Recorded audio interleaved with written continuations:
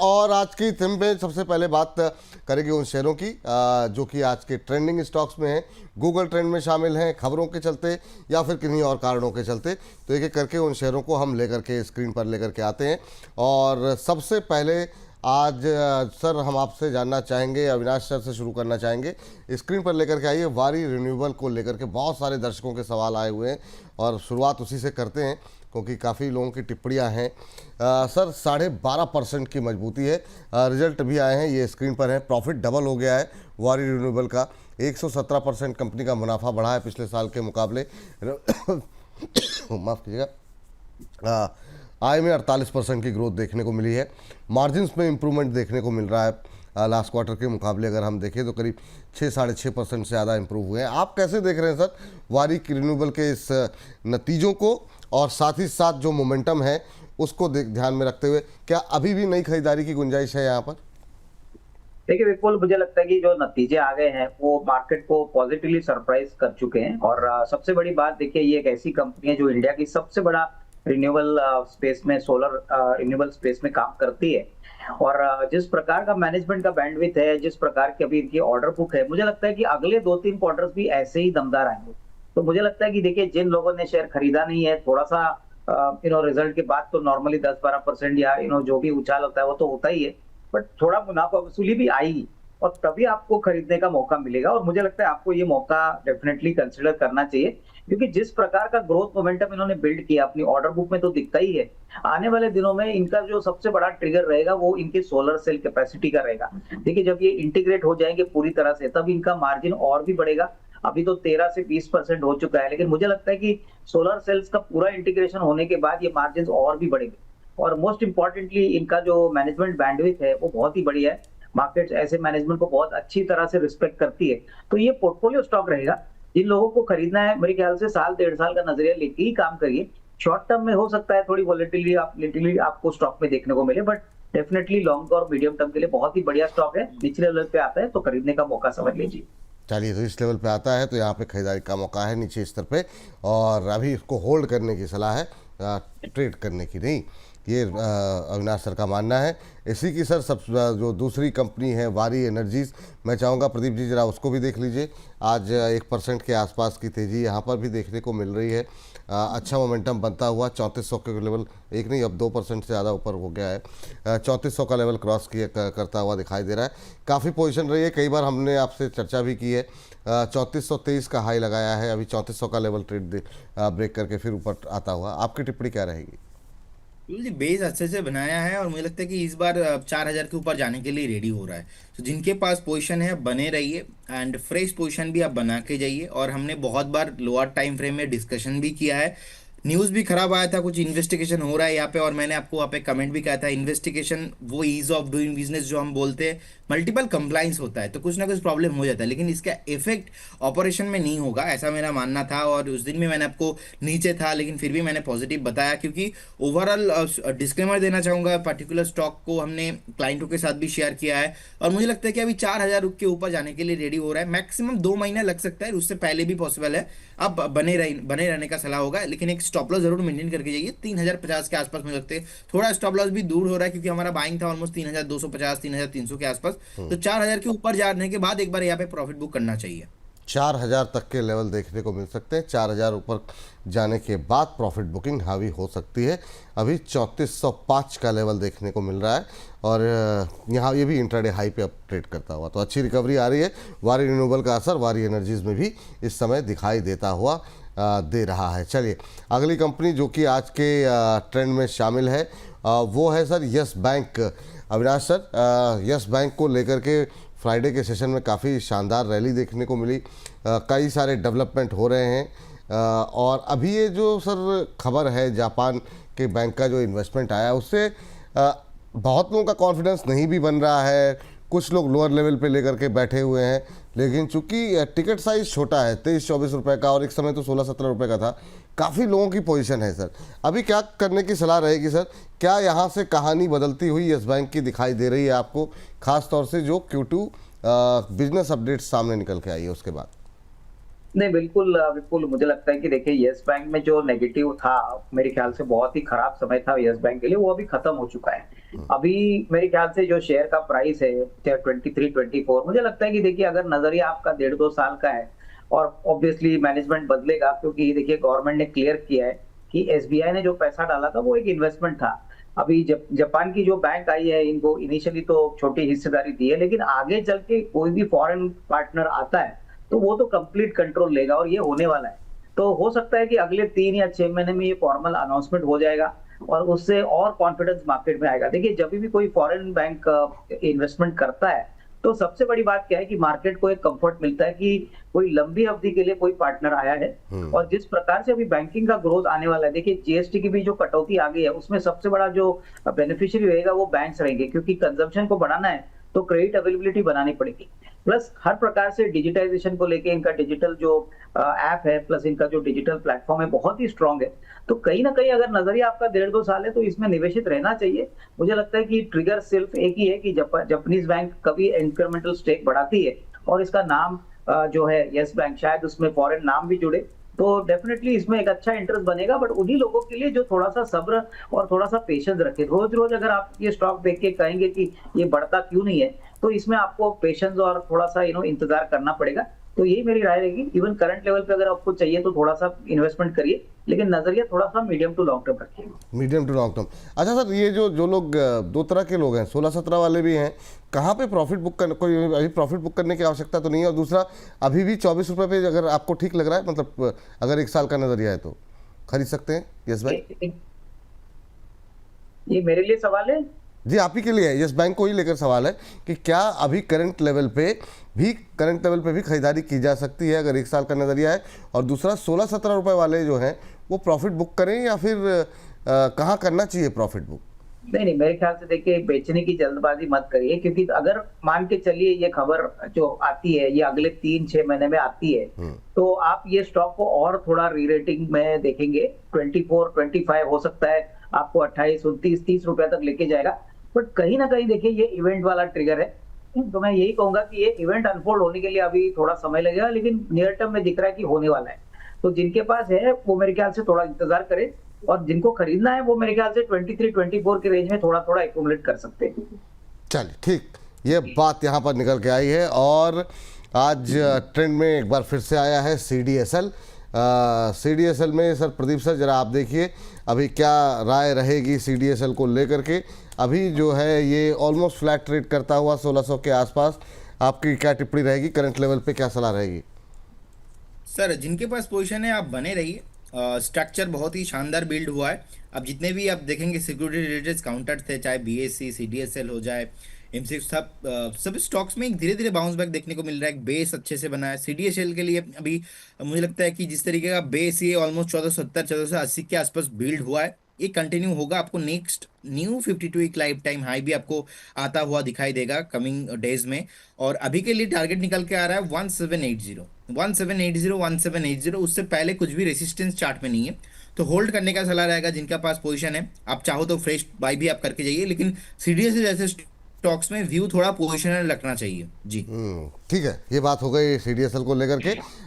अब sir Avinash sir के जाने का तो वक्त हो रहा है, लेकिन जाने से पहले दो महत्वपूर्ण चीज़ें हैं जो डिस्कस करना चाह रहे हैं सर। एक तो आज जो लिस्टिंग हुई है, अगर आपने ट्रैक की हो, टाटा कैपिटल को लेकर के आपका व्यू जानना चाहेंगे।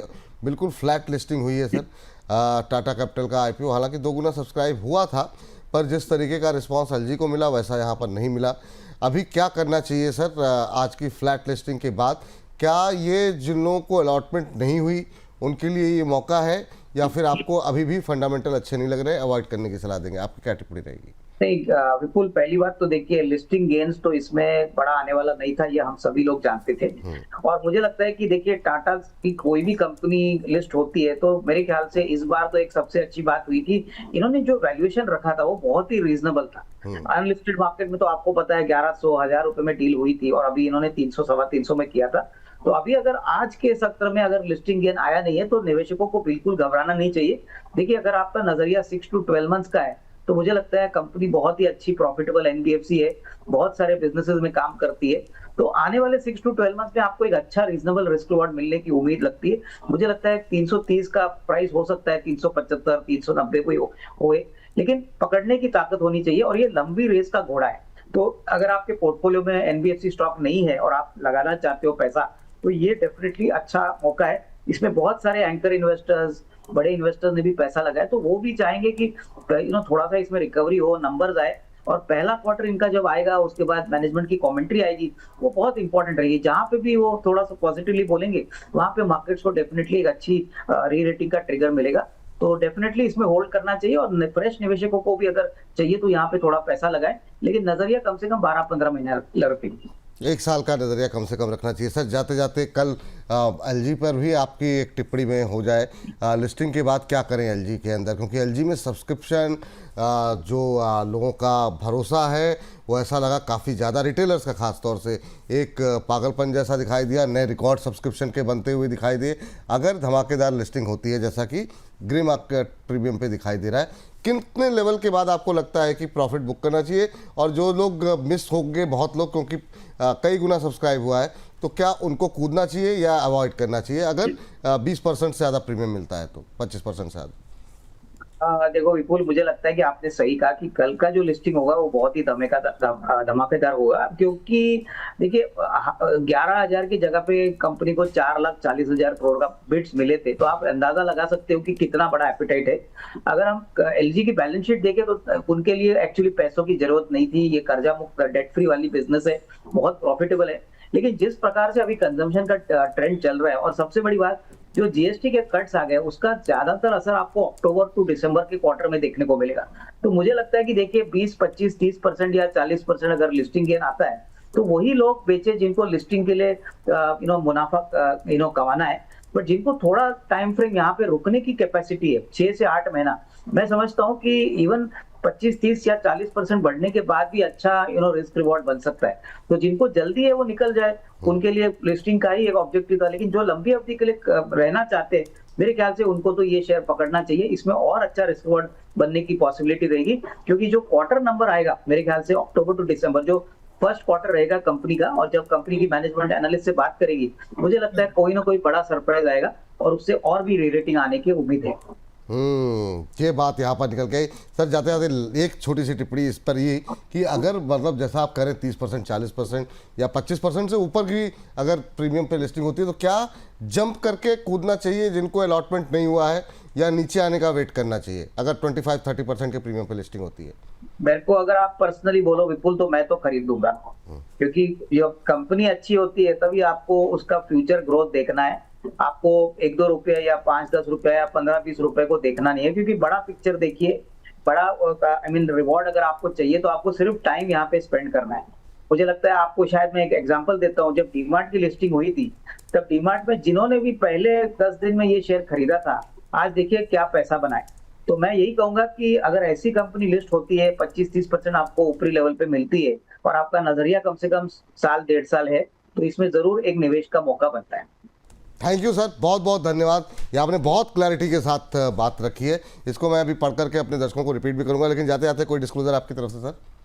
बिल्कुल, जो भी स्टॉक्स हमने बात की, हो सकता है हमारे क्लाइंटों के पास पोजीशन हो, मेरी कोई पर्सनल पोजीशन कोई भी शेयर में नहीं है। थैंक यू सर, एक बार फिर से हमारे साथ जुड़ने के लिए, अपना समय देने के लिए, और आपके नए प्रयोग के लिए, नए प्रयास के लिए हमारी तरफ से बहुत बहुत शुभकामनाएं। बहुत धन्यवाद। थैंक यू सर, बहुत बहुत धन्यवाद आपका। लेकिन तो जो महत्वपूर्ण बातें हैं जिसको कि आज हम इस पर थंब भी लेंगे, एक तो ये कि एलजी की लिस्टिंग 40% प्रीमियम तक हो सकती है। दूसरी महत्वपूर्ण बात, 20-25% तक का प्रीमियम पे अगर लिस्टिंग होती है एलजी की, तो अगर 1-1.5 साल का नज़रिया है तो भी आप कूद करके खरीद सकते हैं, ये अविनाश जी का मानना है। लेकिन नज़रिया 1 से 1.5 साल तक का होना चाहिए। टाटा कैपिटल में करंट लेवल पे भी खरीदारी करने की सलाह है। सुस्त लिस्टिंग है, कंपनी अच्छी है, बीएफएसआई सेगमेंट में अगर आपका निवेश नहीं है तो यहाँ पर निवेश कर सकते हैं। लेकिन नज़रिया वहाँ पर भी शर्त वही है, 1 से 1.5 साल का हो सकता है। एलजी की शानदार लिस्टिंग हो सकती है कल, अगर आपका अलॉटमेंट हुआ है तो। अगर आपने खाली लिस्टिंग गेन के लिया है और 40% तक के अगर प्रीमियम मिलते हैं तो एक बार के लिए चाहें तो प्रॉफिट बुक कर लें। लेकिन अगर आप लॉन्ग टर्म इन्वेस्टर हैं, 1-1.5 साल और रुकना चाहते हैं, तो जिनको अलॉटमेंट नहीं मिली है वो भी खरीद सकते हैं। ये राय है यहाँ पर अविनाश जी की। प्रदीप सर, इस पर आपकी कोई टिप्पणी करना चाहेंगे क्या? इस पर लोग अरुण जी भी जुड़ गए। अरुण जी, आपका बहुत बहुत स्वागत आज की इस विशेष चर्चा का हिस्सा बनने के लिए।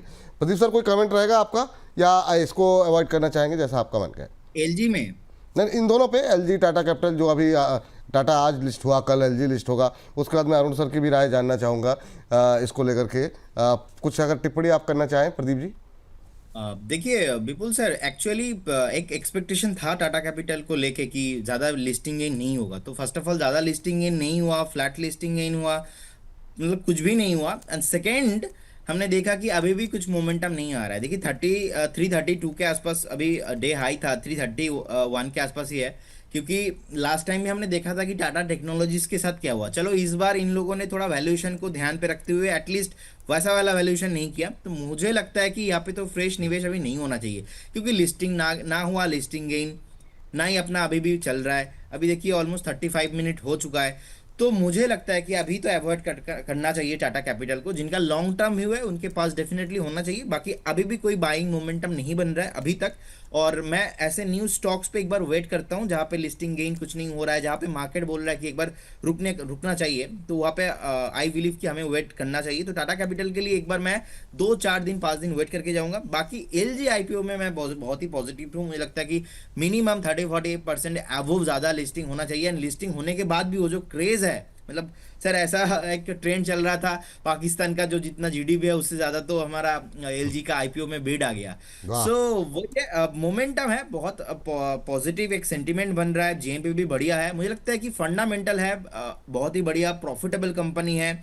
जैसे कि अविनाश सर भी बोल रहे थे कि कंपनी को नहीं चाहिए, कंपनी के पास जितना ऑलरेडी है, लेकिन जिस तरीके से कंजम्पशन इंक्रीज हो रहा है, तो मैं एलजी को लेके बहुत पॉजिटिव हूँ। मुझे लगता है कि लिस्टिंग गेन के बाद भी लोगों को पेशेंस रखना चाहिए 1 से 1.5 साल, जैसे कि बीएसई के साथ हुआ, डीमार्ट के साथ हुआ, डिक्सन टेक्नोलॉजीज के साथ हुआ। ऐसे पॉसिबिलिटीज है एलजी के साथ भी हो जाए। लेकिन अगर आपका व्यू है लिस्टिंग गेन पे ही मुझे एग्जिट करना है, तो आप थोड़ा 5-10 मिनट देख के लिस्टिंग गेन के टाइम पे आप एक बार एग्जिट करके जाइए। लेकिन मेरा प्रेफरेंस रहेगा मिनिमम 1.5 से 2 साल तो आप बने रहिए, वेट करके जाइए।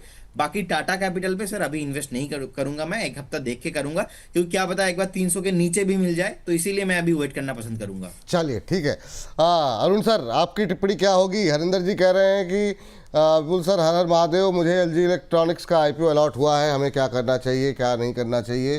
सर अभी क्या टिप्पणी कुछ करना चाहेंगे अरुण सर आप कल की लिस्टिंग को लेकर के? उसके बाद फिर जरा टाटा कैपिटल में बात कर लेते हैं थोड़ी सी।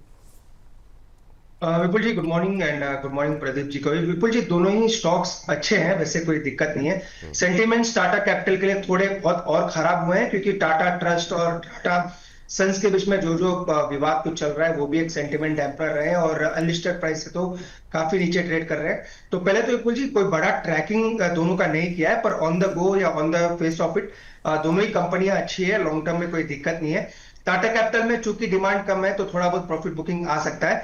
एलजी में मुझे लग रहा है बंपर लिस्टिंग होगी, जिससे सभी को पता है। तो एक राय ये रहेगी, टाटा कैपिटल लॉन्ग टर्म में लिया है तो कोई दिक्कत नहीं है, होल्ड करे, लिस्टिंग के बाद भी होल्ड करके चल सकते हैं। फ्रेश खरीदारी अभी ना करे, देखते हैं कुछ दिन कैसा स्टॉक का रिएक्शन रहता है। एलजी में मुझे लग रहा है अगर अच्छा प्रॉफिट बुक होता है, अच्छा लिस्टिंग गेन्स मिलता है, तो लिस्टिंग गेन्स एक बार बुक करना चाहिए, वापस करेक्शन मिलता है तो फिर बाय कर सकते हैं। लॉन्ग टर्म में दोनों में ही कोई दिक्कत नहीं है, होल्ड करें विपुल जी।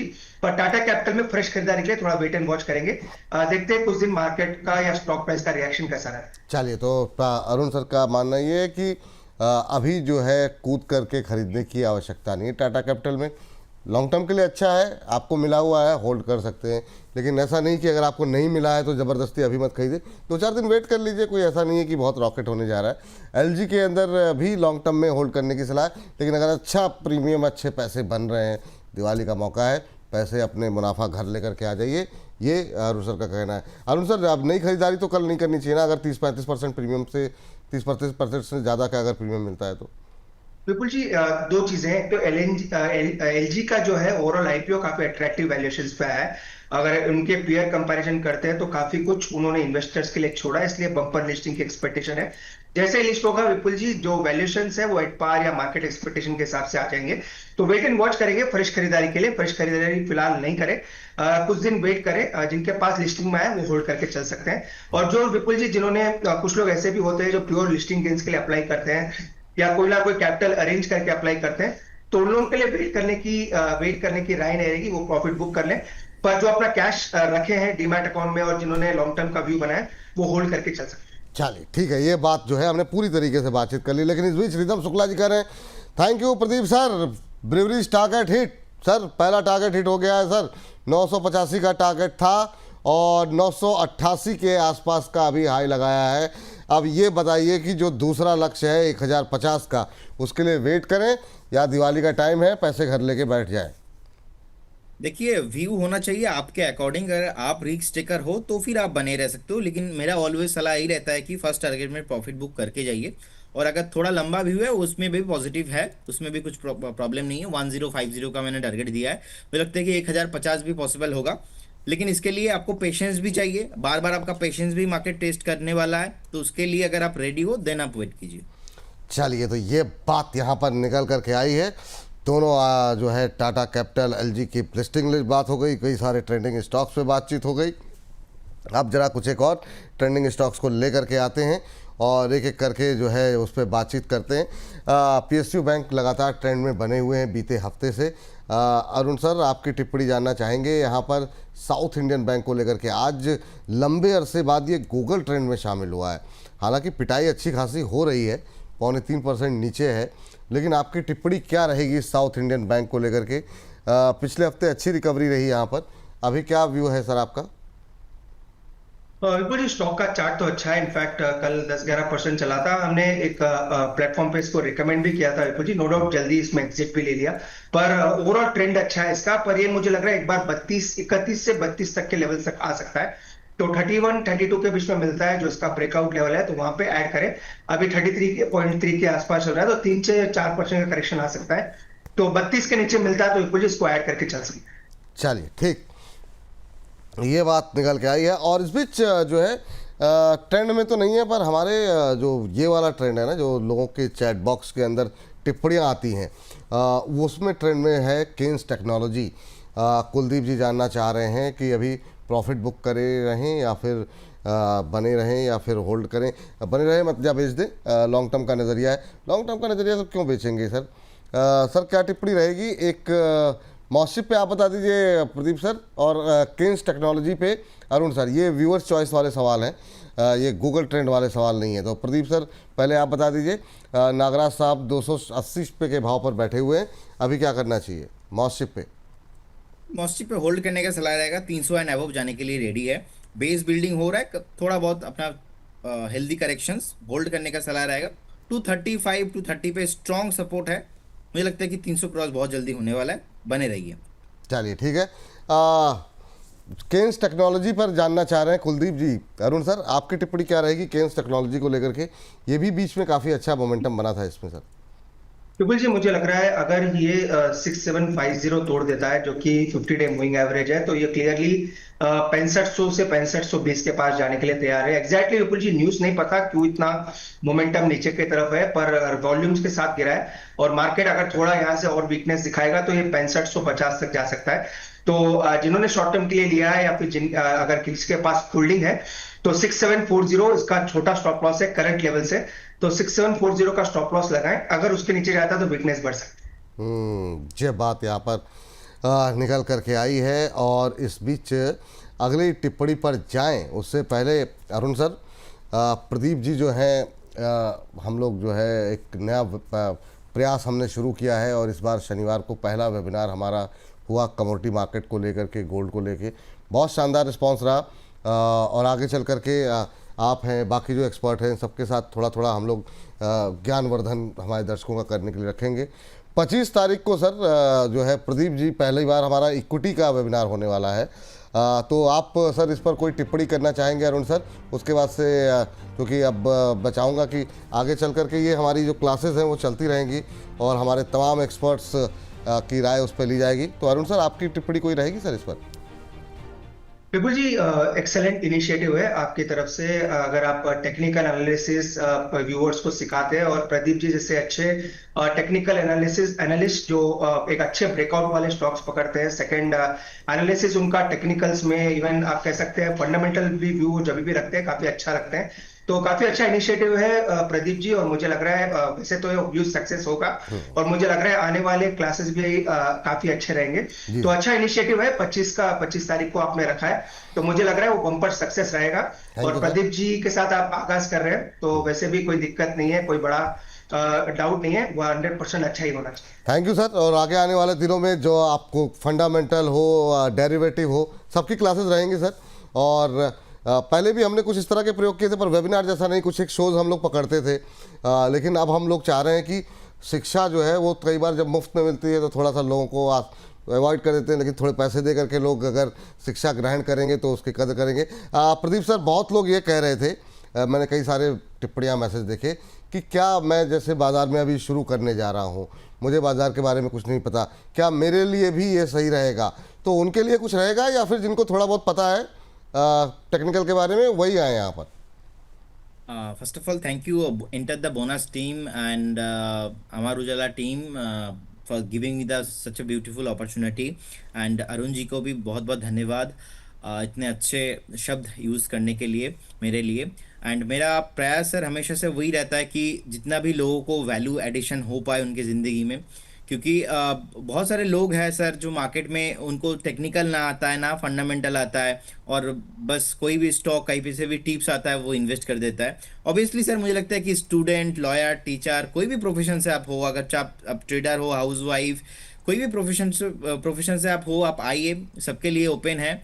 एंड सबको सीखना चाहिए, इसलिए चाहिए बिकॉज ऑफ सम टाइम आप बिजी हो, आपका फंड जो है आप दूसरे किसी फंड हाउस में या तो फंड मैनेजर के पास या तो म्यूचुअल फंड हाउस में आप निवेश करते हो, लेकिन पर्टिकुलर मार्केट का जो थोड़ा ट्रेंड अगर आप सीख पाएंगे कि ब्रेकआउट कब होता है, ब्रेकआउट के बाद आपको कैसे रहना चाहिए, कौन सा ट्रेंड के साथ आपको रहना चाहिए, पूरा डिस्कशन हम करने वाले हैं। और मैं सबको रिक्वेस्ट करूंगा आप आइए, जुड़िए the Amar Ujala and bonus का जो इनिशिएटिव है द आर्ट ऑफ ब्रेकआउट मेरे साथ। एंड आप लोग मुझे देख ही रहे हो, लास्ट 6 से 8 महीने हो गया, और 25 तारीख के लिए मेरा प्रिपरेशन भी विपुल जी बहुत टाइट है, और मैंने बहुत ही बढ़िया कंटेंट बिल्ड किया है, सबको आई थिंक बहुत ही अच्छा वैल्यू मिल सकता है। बिल्कुल सर। चलिए ये आपको बता दें कि जो लोग भी हमको देख रहे हैं इस समय, ये हमारे जो चैट बॉक्स में आप लोग सवाल भेज रहे हैं सबसे ऊपर पिन करके रखा हुआ है, वहाँ पर आप जा करके पेमेंट कर सकते हैं। इसके अलावा स्कैनर अभी आपकी स्क्रीन पर था, तो अगर आप थोड़ा पीछे जा करके स्कैन भी करना चाहें तो कर सकते हैं। तो ये वो प्रक्रिया है।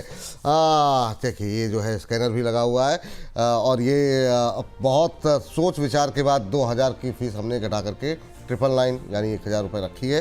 तो ये मतलब थोड़ा बहुत ज्ञान के लिए थोड़ा बहुत धनराशि अगर खर्च करेंगे तो और उसको गंभीरता से आप लोग लेंगे तो बिल्कुल जो है ज़्यादा से ज़्यादा संख्या में आप लोग आइए वेबिनार में। कल का अनुभव सैटरडे का बड़ा शानदार रहा, जितनी बड़ी संख्या में लोग जुड़े और जिस तरीके से लोगों ने पार्टिसिपेट किया, अपने सवाल भी पूछे, तो बड़ा अच्छा लग रहा था कि लोगों के पास गोल्ड को लेकर के, सिल्वर को लेकर के भी अच्छे अच्छे सवाल थे। बहुत शानदार रहा। उम्मीद करते हैं 25 तारीख में और ज़्यादा धमाकेदार शुरुआत होगी। प्रदीप जी के पास शायद कोई ब्रेकआउट है, उस पर चलते हैं, फिर अगले सेगमेंट की तरफ बढ़ेंगे। अब इस सेगमेंट को अभी कंटिन्यू करते हैं, एक ये वाला भी जो है हम इसको इसी सेगमेंट में रखेंगे। जी प्रदीप जी। बिपुल जी, एक कॉल मैंने लास्ट दिन भी दिया था, टारगेट अचीव उसी शो के दौरान ही हो गया था, उसके बाद एक हेल्दी करेक्शन मैं एक्सपेक्ट कर रहा था, हेल्दी करेक्शन भी हुआ। एंड नाम बताने से पहले डिस्क्लेमर भी देना चाहूँगा कि ऑलरेडी स्टॉक को हमने रिकमेंड किया है। आज सुबह भी बोनस के शो में जो 8:30 का शो रहता है हर्ष जी के साथ, और आज पहली बार हर्ष जी के साथ 8:30 का मैं शो कर रहा था, वहाँ पे मैंने बताया था कंपनी का नाम है ब्लू स्टोन को मैंने बताया था कि 685 से खरीदारी करना चाहिए। एग्जैक्टली 686 के आसपास से स्टॉक घूमा है और अगेन बाउंस बैक करने के लिए रेडी है। मैंने ऑलमोस्ट एक 15% अपसाइड का मैंने कॉल दिया था, और उसके साथ स्टॉप लॉस मैं टारगेट एंड स्टॉप लॉस दोनों को एक बार रिवाइज करके दूंगा, और क्यों अभी और एक बार रडार पे आ रहा है उसके भी रीजन मैं आपको बताऊंगा। देखिए 685 से मैंने बताया था 670 के आसपास का आपको बाई करना चाहिए, और एग्जैक्ट कॉल हमने क्लाइंटों के साथ भी शेयर किया है। और लास्ट दिन भी विपुल जी जब आपके साथ शो कर रहा था ऑलमोस्ट 735 से मैंने तो कॉल दिया था, 790 का टॉप बनाया था, ऑलमोस्ट 800 का टारगेट था, उसके बाद करेक्शंस में आया। अभी मेरा थीम यही है, मार्केट में आप ऐसा स्टॉक ढूंढना चाहिए जो स्टॉक ऊपर से करेक्शंस होने के बाद फिर से ऊपर जाने के लिए रेडी है।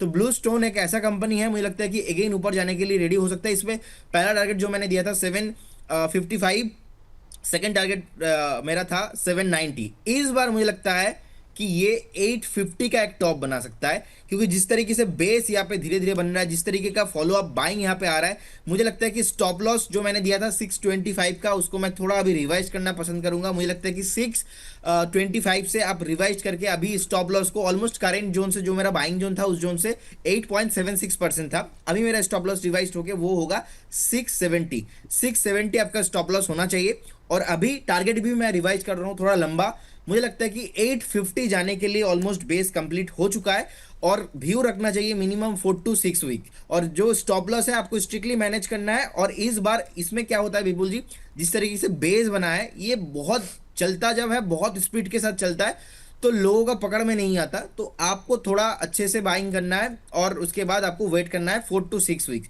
मैं एक्सपेक्ट कर रहा हूँ 4 to 6 वीक में ये आपको एक बार 850 एंड अबव आते हुए दिखाई देंगे जी। 718 के आसपास चल रहा है, 670 का स्टॉप लॉस लगाइए। 850 का पहला टारगेट यहाँ पर दिया जा रहा है। 850 का दूसरा टारगेट है, पहला टारगेट क्या बताया सर आपने? सर ऑलमोस्ट देखिए पहला टारगेट था 755, वो तो ऑन द वे कमिंग सुन ही है, आ जाएगा। उसके बाद मैंने दिया था 790। अभी के लिए मुझे लगता है कि 790 को आप फर्स्ट टारगेट देखिए, और सेकंड मुझे लगता है कि आप 850 को मान के चलिए। तो 850 790 बहुत लंबा टारगेट है, करेंट जोन से भी मुझे बहुत अच्छा खासा यहाँ पे वैल्यू दिखता है, क्योंकि इसका जो ट्रेंड है बहुत बढ़िया है, ऊपर से करेक्शन होकर फिर से बाउंस बैक करने के लिए रेडी है। चलिए तो 790, जी हाँ, ये लक्ष्य यहाँ पर दिया जा रहा है। ब्लू स्टोन ज्वेलरी में एक बार फिर से रडार पर आया है, 716-17 के आसपास चल रहा है। 670 का स्टॉप लॉस लगाइए, 2% की तेजी, और 790 तक के टारगेट यहाँ पर देखने को मिल सकते हैं। फिलहाल 2% ऊपर ये शेयर अभी ट्रेड करता हुआ, 2.25% ऊपर। और यहाँ पर अगर यहाँ पर कोई तेज गतिविधि होती है ऊपर या नीचे की तरफ, तो भी स्क्रीन पर लेकर के आएंगे। और अगर हमारे एक्सपर्ट या अपने टारगेट या स्टॉप लॉस में कोई बदलाव करना चाहेंगे, तो भी स्क्रीन पर लेकर के आएंगे। आप स्टॉप लॉस और टारगेट दोनों का ध्यान रखें, सिर्फ टारगेट का नहीं। 670 स्टॉप लॉस, 790 पहला टारगेट, उसका आपको ध्यान रखना है। उसके बाद से 850 तक के टारगेट। चलिए तो यहाँ से आगे बढ़ते हैं, और इस सेगमेंट को समाप्त करने पर से पहले आस्क ऑटोमोटिव पे जानना चाह रहे हैं, काफ़ी लोगों की टिप्पणियाँ हैं, तो सर आपकी टिप्पणी अरुण सर क्या रहेगी? आस्क ऑटोमोटिव पे क्या अभी करना चाहिए? हमारे एक दर्शक है जिन्होंने 530 पर लिया हुआ है। विपुल जी, 510 के नीचे इसका ब्रेकडाउन हो चुका है। वैसे इसने कुछ दिन पहले ब्रेकआउट दिया था, पर वो ब्रेकआउट फेल हुआ, और अगेन 570 से लगातार स्टॉक नीचे आ रहा है। और विपुल जी, इसमें जब तेजी आएगी, जब 510 के ऊपर निकलेगा तभी आएगी। जब तक मुझे लग रहा है नीचे के डोर्स ओपन है स्टॉक के लिए। मोमेंटम थोड़ा फिजल आउट हुआ है और सभी मूविंग एवरेज के नीचे आ चुका है। एक चीज ये करे, 510 के या 510 के ऊपर निकलता है तभी इसमें मुझे लग रहा है मोमेंटम आएगा। तो फिलहाल 480 का स्टॉप लॉस मेंटेन करें। 480 रिसेंट 2 दिन के लोज हैं, तो 480 के नीचे जाएगा तो वीकनेस बढ़ेगी। 510 के ऊपर निकलेगा तभी एक फ्रेश मोमेंटम स्टॉक में आता हुआ नजर आएगा। चलिए, ये बात यहाँ पर क्या निकल करके आई है। और सर हमने सोचा था इसी के साथ ही सेगमेंट समाप्त करेंगे, लेकिन एक टिप्पणी आप दोनों की जानना चाहेंगे। टाटा मोटर्स डिमर्जर छूट गया, तो कल जो है डी डे है इसका, मैं चाहूँगा दोनों हमारे एक्सपर्ट इस पर बता दें सर, कि क्योंकि काफ़ी बड़ी संख्या में लोगों का इंटरेस्ट रहता है। पहले प्रदीप जी आप, फिर अरुण सर आप। प्रदीप जी पहले आपकी टिप्पणी टाटा मोटर्स को लेकर के। आप सर बोल बहुत बढ़िया रहे हैं और एक्शन बहुत अच्छा है आपका, हाथों का आवाज़ नहीं आ रही है। देखिए विपुल जी, मुझे लगता है कि जिनके पास ऑलरेडी होल्डिंग है आप बने रहिए, कुछ प्रॉब्लम नहीं है, क्योंकि ऑलरेडी ये स्टॉक का फंडामेंटल बहुत ही बढ़िया है, अच्छा वैल्यूएशन पे भी है। तो जिनके पास होल्डिंग है आप बने रहिए, लेकिन फ्रेश एंट्री मुझे लगता है कि 2-3 दिन 4 दिन थोड़ा वेट करके जाइए, फ्रेश एंट्री अभी नहीं करना है। बाकी विपुल जी कुछ भी प्रॉब्लम नहीं है, जिनके पास होल्डिंग है आप बने रहिए। चलिए ठीक है। क्या अप्रोच रहेगी अरुण सर आपकी, इसको ध्यान में रखते हुए कि कल जो है इस पर फैसला होगा? काफ़ी लोग आज खरीदने की भी कोशिश कर रहे हैं, कुछ लोग के जो फ्यूचर में ऑप्शन में ट्रेड करते हैं उनके लिए क्या महत्वपूर्ण दिन है आज का, उस पर मैं चाहूँगा थोड़ा सा आप प्रकाश डालें। और बहुत कम मुस्कुराते हैं आप, लेकिन जब मुस्कुराते हैं बड़ी अच्छी आपकी मुस्कुराहट है, आप मुस्कुराया ज़्यादा कीजिए सर। अरुण सर, ये बहुत लोग दर्शकों की भी टिप्पणी आई थी मेरे पास। जी बिल्कुल विपुल जी, थोड़ा मैं इंट्रोवर्ट जो कहते हैं, जो फीलिंग्स दिखाने का, वो थोड़ा मैं पीछे हूँ विपुल जी, तो उसके लिए वो रहेगा। पर विपुल जी मुझे लग रहा है टाटा मोटर्स के कॉन्ट्रैक्ट शायद आज एक्सपायर हो रहे हैं, शायद कल से फिर लिस्ट होंगे, क्योंकि कल डीमर्जर है, तो आज लास्ट डेट होगा उनके अक्टूबर एक्सपायरी का, कल नेक्स्ट नए कॉन्ट्रैक्ट्स आएंगे।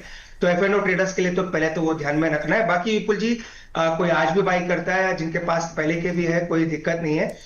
दिक्कत एक ही है, F&O को तो वैसे भी आप कैरी नहीं कर पाओगे, तो वो तो एक अलग टाइप ऑफ ट्रेड है। पर कैश में जिन्होंने ले रखा है वो डेफिनेटली होल्ड करें, शॉर्ट टर्म के लिए बाई ना करें, जैसा कि प्रदीप जी ने सही कहा, शॉर्ट टर्म के लिए फिलहाल अवॉइड करें। पर कोई पोर्टफोलियो के लिए लेना चाहता है, दोनों कंपनीज में अपनी होल्डिंग रखना चाहता है, तो डेफिनेटली रख सकते हैं। कमर्शियल सेगमेंट और ओवरऑल पैसेंजर व्हीकल सेगमेंट दोनों ही इनके अच्छे हैं। मुझे लग रहा है जैसे ही ये दोनों अलग होकर लिस्ट होंगे तो मुझे लग रहा है वहां पे वैल्यू अनलॉक की भी स्थिति बनेगी। और अगर ग्लोबली थोड़ा बहुत भी स्थिति सुधरती है विपुल जी, यूरोप में, चाइना में, तो ये स्टॉक अच्छा भी करता हुआ नजर आएगा। तो मुझे लग रहा है F&O वाले तो वैसे भी उनको एग्जिट करना है। बाकी जिनके पास कैश में होल्डिंग है डेफिनेटली होल्ड करके चलें। फ्रेश खरीदारी जो शॉर्ट टर्म के लिए करना चाहता है, बेटर है एक्स डेट के बाद या कल या परसों के बाद ही करके चलें। ठीक। अच्छा सर, ये तो आपने बता दिया, सेगमेंट को भी समाप्त हम कर रहे हैं, लेकिन जाने से पहले ये जानना चाहेंगे, अभी जो आपने कहा कि आप थोड़े से शाई हैं, इंट्रोवर्ट हैं, तो भाभी जी से डांट पड़ती है सर कभी? विपुल जी वो तो आप कह सकते हैं डायनामिक ट्रूथ है वर्ल्ड का। सभी तो के लिए डांट सत्य पड़ना, है, ये सभी के लिए सत्य है। डांट पड़ना, डांटना दोनों ही चलते रहता है, पर वो डायनामिक ट्रूथ है, उसको एक्सेप्ट करना ही पड़ेगा। बहुत शानदार सर, इसी के साथ इस सेगमेंट को करते हैं समाप्त। 11:30 बजे हम करेंगे इसको अपलोड।